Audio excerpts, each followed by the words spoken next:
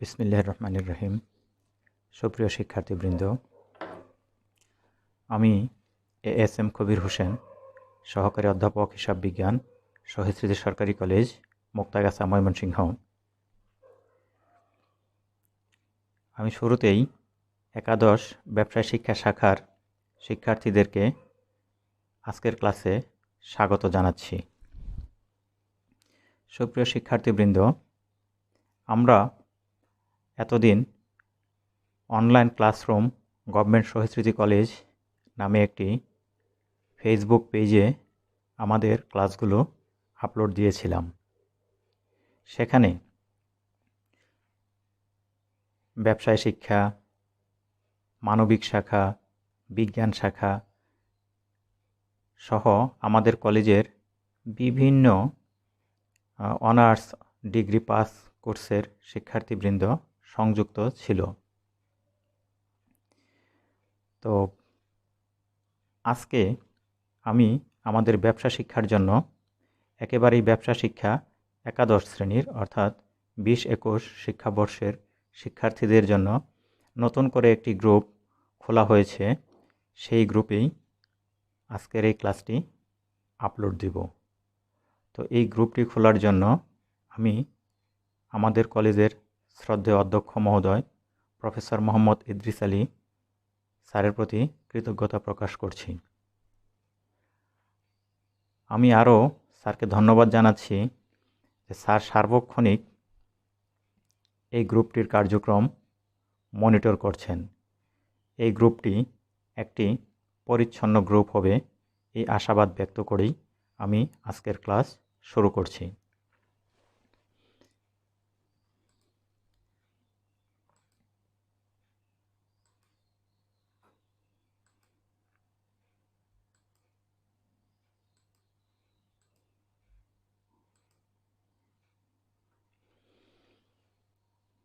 আজকে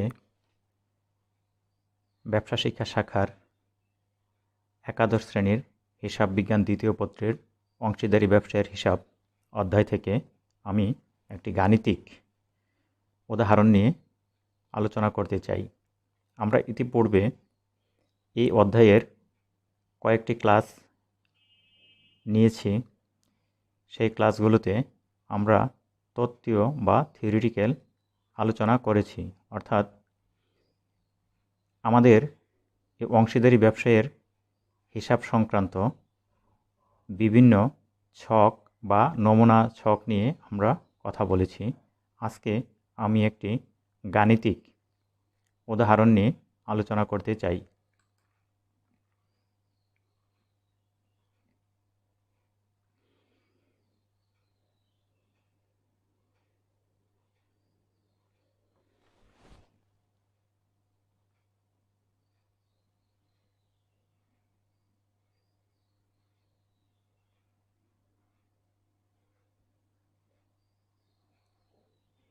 হ্যাঁ, সুপ্রিয় শিক্ষার্থীবৃন্দ, এটি যেহেতু একটি অংশীদারি ব্যবসায়, আমরা জানি অংশীদারি ব্যবসায়ে কমপক্ষে 2 জন এবং সাধারণ অংশীদারি কারবারের ক্ষেত্রে সর্বোচ্চ 20 জন সুস্থ মস্তিষ্ক সম্পন্ন ব্যক্তি যদি মুনাফা অর্জনের উদ্দেশ্যে পারস্পরিক চুক্তিবদ্ধ হয়ে বৈধ কোনো কারবার গঠন করে তবে তাকে অংশীদারি কারবার বলে থাকে। হ্যাঁ, অংশীদারি কারবারের ক্ষেত্রে সর্বোচ্চ সদস্য সংখ্যা হবে 20 সাধারণ অংশীদারি কারবারের ক্ষেত্রে, এবং সর্বনিম্ন হবে 2 জন। তাহলে আমরা এখানে দেখতে পাচ্ছি আশা, উষা ও উর্মি 3 জন একটি অংশীদারি কারবারের সমান অংশীদার। 2017 সালের 1 জানুয়ারি তারিখে তাদের ব্যবসায়ে নিম্নবর্ণিত উদ্বৃত্তসমূহ ছিল: মূলধন আশা 80,000 টাকা, উষা 70,000 টাকা, উর্মি 60,000 টাকা। 12% ঋণ হিসাব উষা 1/5/2017 20,000 টাকা। অর্থাৎ উষা নামের যে অংশীদার রয়েছে সে 1/5/2017 তারিখে এই ব্যবসা প্রতিষ্ঠানকে 20,000 টাকা ঋণ প্রদান করেছিল, যার উপর সুদের হার হলো 12%।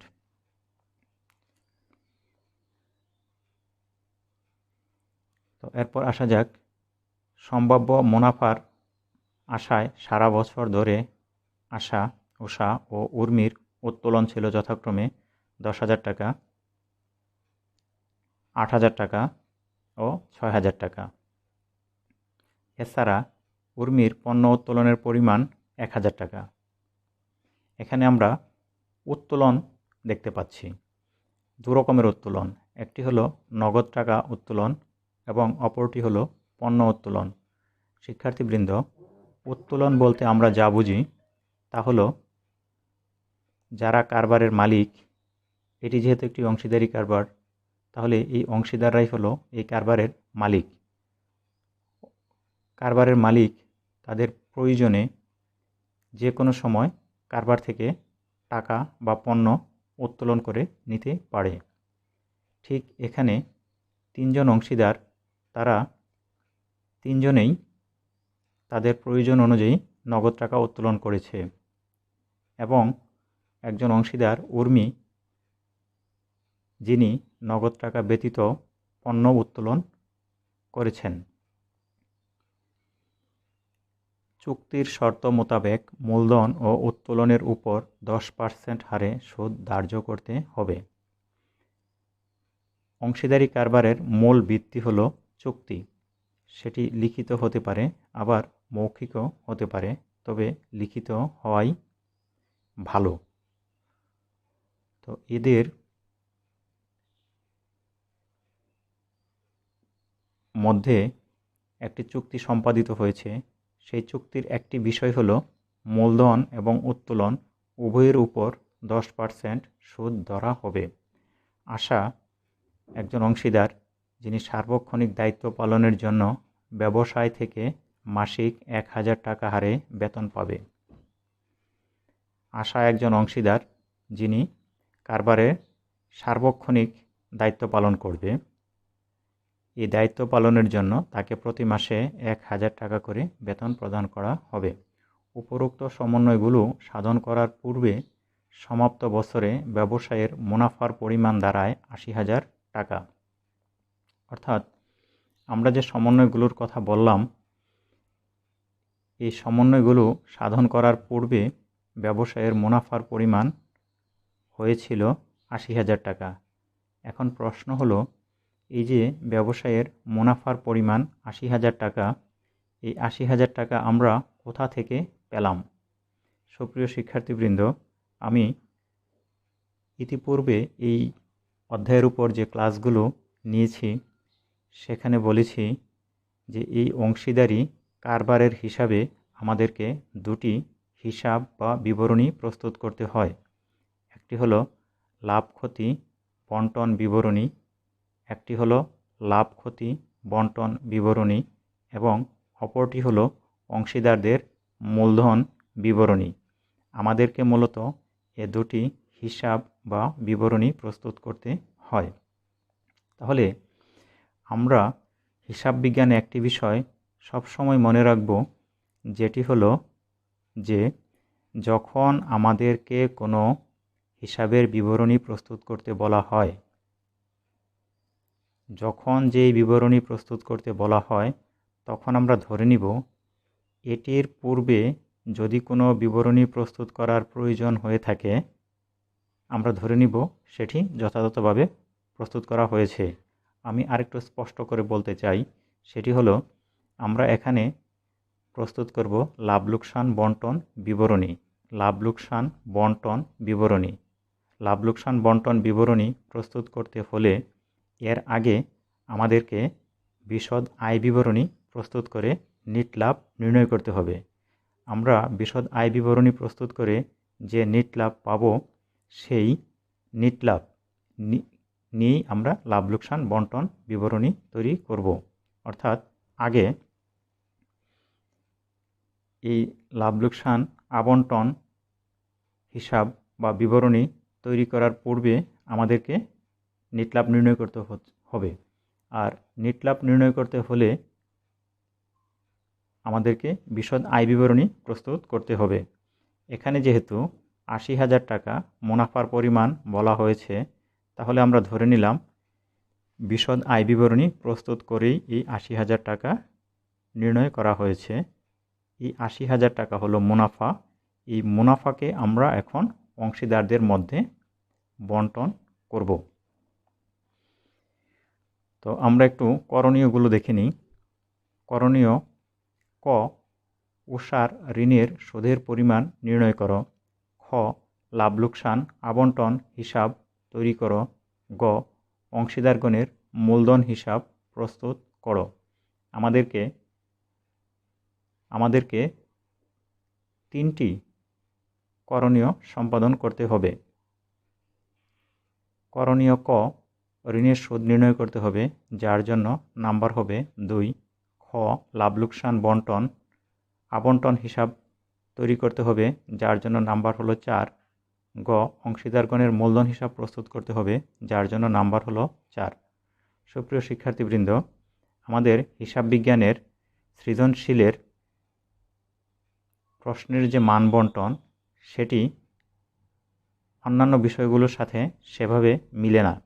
কারণ হলো, অন্যান্য বিষয়গুলোতে তোমাদের 4টি প্রশ্নের উত্তর দিতে হয়। সৃজনশীলে একটি উদ্দীপকের আলোকে 4টি প্রশ্নের উত্তর দিতে হয়, ক, খ, গ এবং ঘ।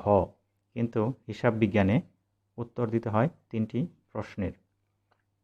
সেই জন্য আমাদের এখানে ক, খ এবং গ এই 3টি প্রশ্ন রয়েছে। আর প্রশ্নের নাম্বারটাও একটু ভিন্ন। এখানে নাম্বার ক এর জন্য 2, খ এর জন্য 4 এবং গ এর জন্য 4। তাহলে আমরা শুরুতেই একটু ঋণের সুদ নির্ণয়ে যেতে চাই। ঋণটি একজন অংশীদার কারবারকে দিয়েছে, তার নাম হলো উষা। ঋণটি কারবারকে প্রদান করেছে 1/5/2017 তারিখে, অর্থাৎ মে মাসের 1 তারিখে এই প্রতিষ্ঠানকে উষা 20,000 টাকা ঋণ প্রদান করেছে। তাহলে আমরা হিসাব করছি হলো 2017 সালের 31শে ডিসেম্বর তারিখে বা বছরের শেষে। তাহলে উষা এ কারবারকে যে ঋণ প্রদান করলো, সেটি প্রদান করেছে মে মাসের 1 তারিখে। যেহেতু এই ঋণের উপর সুদ হিসাব করতে হবে, সেহেতু আমাদেরকে দেখতে হবে যে উষার এই ঋণ, এই ব্যবসা প্রতিষ্ঠান কতদিন ব্যবহার করেছে, অর্থাৎ এই ঋণের টাকা, উষার ঋণের টাকা তাদের ব্যবসা প্রতিষ্ঠান কতদিন ব্যবহার করেছে। যতদিন ঋণের টাকা ব্যবহার করবে, ঠিক তত দিনেরই সুদ প্রদান করতে হবে। তাহলে আমরা এই প্রতিষ্ঠান উষার কাছ থেকে ঋণ গ্রহণ করেছে 1/5/2017 তারিখে, এবং আমরা যে প্রশ্নটি পড়লাম সেখানে ঋণ পরিশোধের বিষয়ে কিছুই বলা নেই। তাহলে এই ঋণটি বছরের শেষ পর্যন্ত এই প্রতিষ্ঠানে ছিল। এখন আমাদেরকে হিসাব করতে হবে এই প্রতিষ্ঠানে এই বছরে ঋণ, এই 20,000 টাকা ঋণ কতদিন ছিল। তাহলে মে মাসের 1 তারিখ থেকে আমাদেরকে গণনা শুরু করতে হবে। মে মাসের 1 তারিখ থেকে গণনা করলে May, June, July, August, September, October, November, December, 8 মাস। এই উষার ঋণ তাদের ব্যবসা প্রতিষ্ঠান 8 মাস ব্যবহার করেছে। যেহেতু উষার ঋণ 8 মাস এই প্রতিষ্ঠান ব্যবহার করেছে, তাহলে এই প্রতিষ্ঠান উষাকে 12% হারে এই বছরের জন্য 8 মাসের ঋণের সুদ প্রদান করবে। তাহলে ঋণের পরিমাণ হলো 20,000 টাকা। এর উপরে সুদ হলো 12%, অর্থাৎ এই 12% হলো বার্ষিক সুদের হার। এই ঋণটুকু যদি 1 বছর ব্যবহার করা হতো, তাহলে 12% সুদ প্রদান করতে হতো। কিন্তু এই বছর উষার ঋণটি এই প্রতিষ্ঠান 8 মাস ব্যবহার করেছে। তাহলে আমরা এই 20,000 টাকা ঋণের উপর 12% সুদ ধার্য করব, যা হবে 1 বছরের সুদ। এই 1 বছরের সুদ, অর্থাৎ 12 মাসের সুদকে আমরা 12 দিয়ে ভাগ করব, তাহলে 1 মাসের সুদ পেয়ে যাব। আর যেহেতু এই ঋণটি মাত্র 8 মাস ব্যবহৃত হয়েছে, তাহলে 8 দিয়ে গুণ করলেই আমরা এই ঋণের এই বছরের সুদ পেয়ে যাব, যা আমাদের করণীয় ক তে এই কাজটুকুই করতে বলা হয়েছে। তাহলে আমরা এখন একটু সেই করণীয় কতে যেতে চাই। সমাধান ক, উষার ঋণের সুদের পরিমাণ নির্ণয়। ঋণের সুদ 20,000 টাকা। এই 20,000 টাকার উপর 12% হারে সুদ নির্ণয় করা হলো, যা হলো 1 বছরের সুদ। এই 1 বছরের সুদকে অর্থাৎ 12 মাসের সুদকে 12 দিয়ে ভাগ করা হয়েছে। তাহলে আমরা পেয়ে গেলাম 1 মাসের সুদ। তারপর এই সুদকে 8 দিয়ে গুণ করা হলো, তাহলে 8 মাসের সুদ হয়ে গেল 1600 টাকা। তাহলে উষা এই ব্যবসা প্রতিষ্ঠান থেকে 1600 টাকা ঋণের সুদ বাবদ প্রাপ্য রয়েছে। এরপর আমরা একটু আসতে চাই করণীয় খ, লাভ লোকসান আবন্টন হিসাব। হ্যাঁ, এটি যেহেতু আমাদের প্রথম গাণিতিক উদাহরণ নিয়ে আলোচনা, তাহলে আমরা একটু বিস্তারিত আলোচনা করতে চাই। শুরুতেই এই প্রতিষ্ঠানের নামটি লিখতে হবে, আশা, উষা ও উর্মি। তারপর আমরা কোন হিসাব বা বিবরণী প্রস্তুত করছি সেটি লিখতে হবে, লাভ লোকসান আবন্টন হিসাব।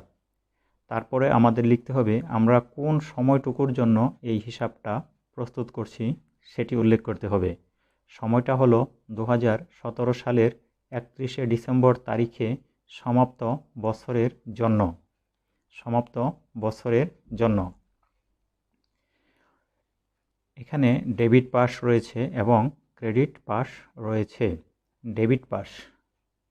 ডেবিট পাশে আমরা জানি ব্যয়গুলো আসে, আর ক্রেডিট পাশে আয়সমূহ দেখাতে হয়। আমরা ডেবিট পাশে দেখব এই ব্যবসায়ের কিছু ব্যয় রয়েছে। এখানে একটি বিষয় আমাদেরকে খেয়াল রাখতে হবে যে এইখানে ওই ব্যয়গুলোই আসবে যেই ব্যয়গুলো কারবারের জন্য ব্যয় এবং অংশীদারের জন্য আয়। অর্থাৎ যেখানে দুটি পক্ষ থাকবে, এখানে দুটি পক্ষ, একটি পক্ষ হলো ব্যবসা প্রতিষ্ঠান আশা, উষা ও উর্মি, এরা তিনজন মিলে যে অংশীদারি ব্যবসাটি গঠন করলো সেই ব্যবসায় প্রতিষ্ঠান, এটি হলো একটি পক্ষ। এবং অপর পক্ষ হলো আশা, উষা ও উর্মি, যে তিনজন অংশীদার রয়েছে, এই তিনজন অংশীদার হলো আরেকটি পক্ষ। অর্থাৎ ব্যবসা একটি পক্ষ এবং এই ব্যবসায়ের যারা মালিক তারা হলো আরেকটি পক্ষ। এখানে দুটি পক্ষ। এই দুটি পক্ষের মধ্যে যে লেনদেন সংগঠিত হবে সেই লেনদেনগুলোই এই লাভ লোকসান আবন্টন হিসাবে আসবে। তাহলে আমরা শুরুতে দেখে নিই উষার ঋণ হিসাব। এখানে ব্যবসা প্রতিষ্ঠান উষার কাছ থেকে ঋণ গ্রহণ করেছে।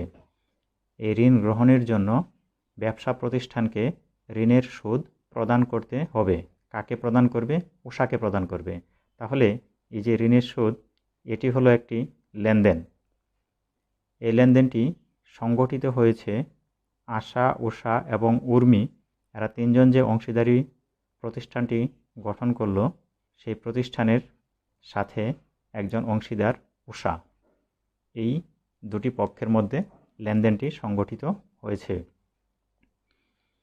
তাহলে এখানে ঋণের সুদ কারবার প্রদান করবে উষাকে। তাহলে এটি কারবারের জন্য ব্যয়, আর কারবারের জন্য যেটি ব্যয় সেটি অংশীদারের জন্য আয়। তাহলে কারবারের জন্য ব্যয় আমরা যখন লাভ লোকসান আবন্টন হিসাব প্রস্তুত করব তখন কারবারের ব্যয় এই লাভ লোকসান আবন্টন হিসাবের ডেবিট দিকে প্রদর্শিত হবে। তারপরে আসা যাক অংশীদারদের মূলধন হিসাব, মূলধনের সুদ। অর্থাৎ এই যে মূলধনের সুদ বাবদ যে এই প্রতিষ্ঠানের খরচ, সেটি পরবর্তীতে আবার অংশীদারদের মূলধন হিসাবে স্থানান্তরিত হবে। তাহলে মূলধনের সুদ এটি হলো কারবারের জন্য ব্যয়, কারণ অংশীদাররা কারবারকে মূলধন বাবদ অর্থ সরবরাহ করেছে। অংশীদাররা যেহেতু কারবারকে অর্থ সরবরাহ করেছে, সেহেতু অংশীদারদের টাকা কারবার ব্যবহার করছে। কারবার যদি অংশীদারদের টাকা ব্যবহার করে থাকে, তাহলে কারবার এই টাকা ব্যবহারের জন্য সুদ বাবদ অর্থ অংশীদারদেরকে প্রদান করবে। তাহলে এই মূলধনের সুদ এটিও কারবারের জন্য ব্যয়। মূলধনের সুদ চুক্তিপত্রে বলা ছিল 10% হারে সুদ প্রদান করতে হবে অংশীদারদেরকে। তাহলে আশার মূলধন ছিল 80,000 টাকা। 80,000 টাকার 10%-এ সুদ হলো 8,000 টাকা। উষা 70,000 টাকা, উর্মি 60,000 টাকা। এই মূলধনের উপর 10% হারে সুদ ধরলে মোট সুদ হয় 21,000 টাকা।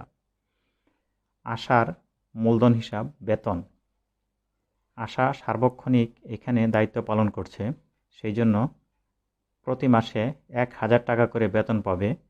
তাহলে তার সারা বছরের বেতন হবে 12,000 টাকা। এইখানে এই প্রশ্নটির ক্ষেত্রে এই প্রতিষ্ঠানের 3টি খরচ অংশীদারদের সাথে। একটি হলো ঋণের সুদ, অপরটি হলো মূলধনের সুদ এবং আরেকটি হলো বেতন। এই 3টি খরচ এখানে কারবার এবং অংশীদারদের মধ্যে সংগঠিত হয়েছে। এরপর আমরা একটু ক্রেডিট পাশে আসি, অর্থাৎ যেগুলো কারবারের আয়। বিশদ আয় বিবরণী থেকে আমরা পেয়েছি নিট মুনাফা 80,000 টাকা, যা প্রশ্নে বলা ছিল। উর্মির মূলধন হিসাব পণ্য উত্তোলন, যা হিসাবভুক্ত হয়নি, সেটিকে এখানে হিসাবভুক্ত করা হলো। অংশীদারদের মূলধন হিসাব উত্তোলনের সুদ, অর্থাৎ এই উত্তোলনের সুদটা পরবর্তীতে আমরা যখন অংশীদারদের মূলধন হিসাব প্রস্তুত করব, সেখানে আবার এটি প্রদর্শিত হবে। আশা উত্তোলন করেছে 10,000 টাকা। 10,000 টাকা। এই 10,000 টাকার উপর সুদের হার হলো 10%। 10,000 টাকার উপর সুদের হার হলো 10%। সুপ্রিয় শিক্ষার্থীবৃন্দ, এখানে এই উদাহরণে একটি বিষয় একটু বাদ দিয়ে যাওয়া হয়েছে, সেটি হলো 10% যে সুদের হার, এই 10%ই এখানে দেয়নি। তাহলে আমরা যে কাজটি করব, আশা 10,000 গুণ 10%, তারপরে গুণ হবে 6/12, মাঝখানে একটি 10% গুণ দিতে হবে।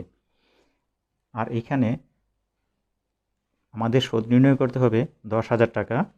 এটি হলো আশা উত্তোলন করেছে, এটির উপর সুদের হার 10%। 10,000 টাকার 10%-এ সুদ হয় 1,000 টাকা, আর এটি হলো সারা বছরের সুদ।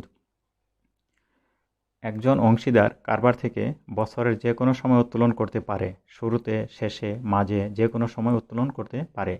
যদি প্রশ্নে স্পষ্টভাবে বলা থাকে শুরুতে উত্তোলন করেছে, তাহলে সারা বছরের সুদ হবে।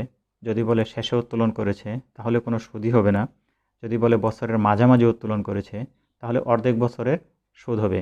কিন্তু এই প্রশ্নে উত্তোলনের উপর, যেহেতু এই প্রশ্নে উত্তোলন কবে হয়েছে সেই সময়ের কথা উল্লেখ নেই, তাহলে আমরা গড় নিয়মে 6 মাসের উত্তোলনের সুদ হিসাব করব। তাহলে 6 মাসে আশার উত্তোলনের সুদ হয় 500 টাকা, উষার উত্তোলনের সুদ 400 টাকা, উর্মির উত্তোলনের সুদ হলো 300 টাকা, মোট উত্তোলনের সুদ হলো 1200 টাকা। এই হলো আমাদের ক্রেডিট পাস বা আয়ের পাস।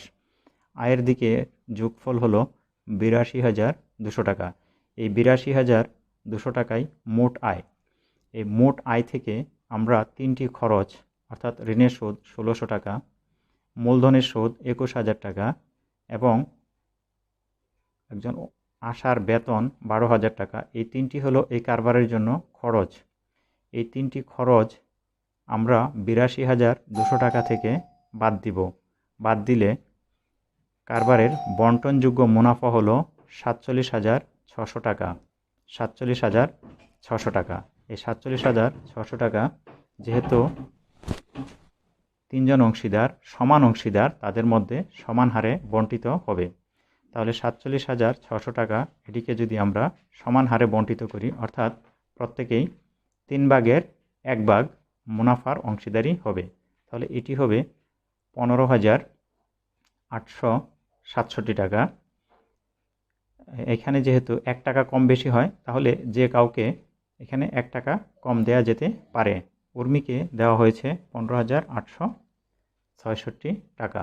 এখানে যেহেতু সংখ্যাগুলো পূর্ণ সংখ্যায় দেখানো হয়েছে, সেই জন্য ভগ্নাংশ আনা হয়নি। যদি ভগ্নাংশ আনা হতো তাহলে এটি সবারই সমান হতো। যেহেতু ভগ্নাংশ আনা হয়নি, পূর্ণ সংখ্যায় টাকাগুলো প্রদর্শিত হয়েছে, সেই জন্য এখানে একজনকে 1 টাকা কম দেওয়া হয়েছে।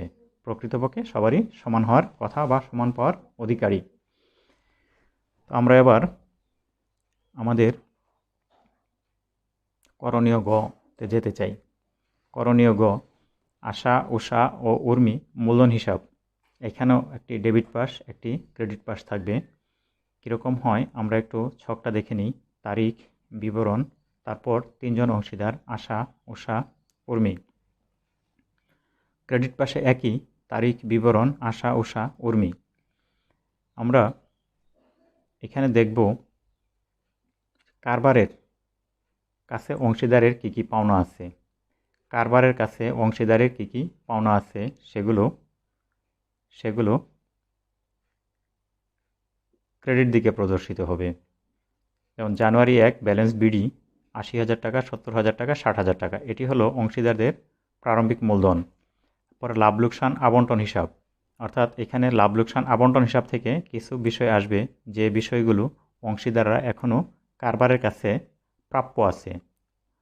যেমন বেতন 12,000 টাকা, এটা আশার বেতন 12,000 টাকা। আশা 1 বছর কারবারে সার্বক্ষণিক কাজ করেছে, কিন্তু এই সার্বক্ষণিক কাজ বাবদ তার বেতনের পরিমাণ হয়েছে বছরে 12,000 টাকা, যে টাকা সে এখনও তুলে নেয়নি, তাহলে সেটি কারবারের কাছে প্রাপ্য রয়েছে। এই কারবারের কাছে প্রাপ্য টাকা এখানে প্রদর্শিত হবে। মূলধনের সুদ, মুনাফার অংশ, এগুলো অংশীদাররা কারবারের কাছে প্রাপ্য রয়েছে।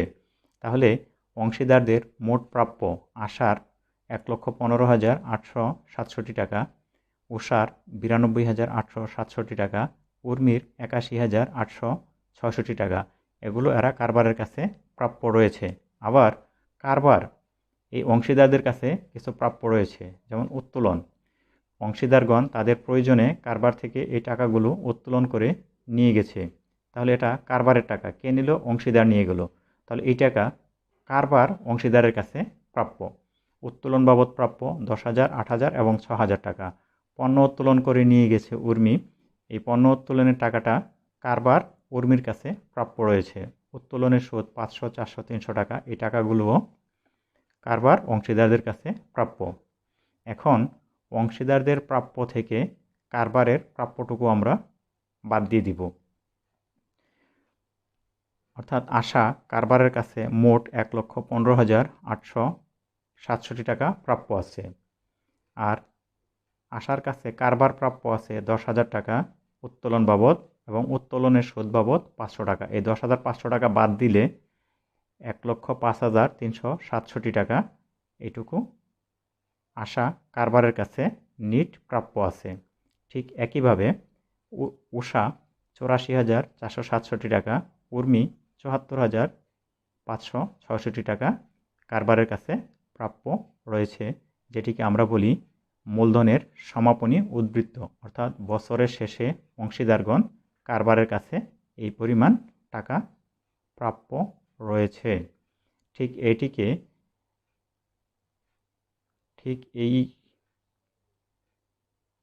হিসাবটিকে আমরা পরবর্তী বছর অর্থাৎ 2018 সালের জানুয়ারি মাসের 1 তারিখে এইটুকু উদ্বৃত্ত আমরা প্রদর্শন করব অংশীদাররা কারবারের কাছে প্রাপ্য হিসাবে। অর্থাৎ জানুয়ারি মাসের 1 তারিখে আশা কারবারের কাছে 1,05,367 টাকা মূলধন বাবদ প্রাপ্য রয়েছে।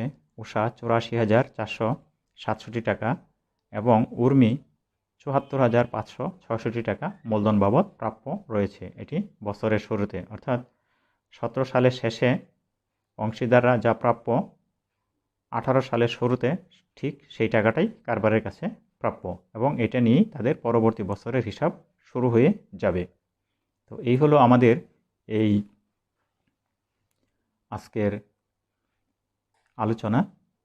আমি আশা করি তোমরা বুঝতে পেরেছ।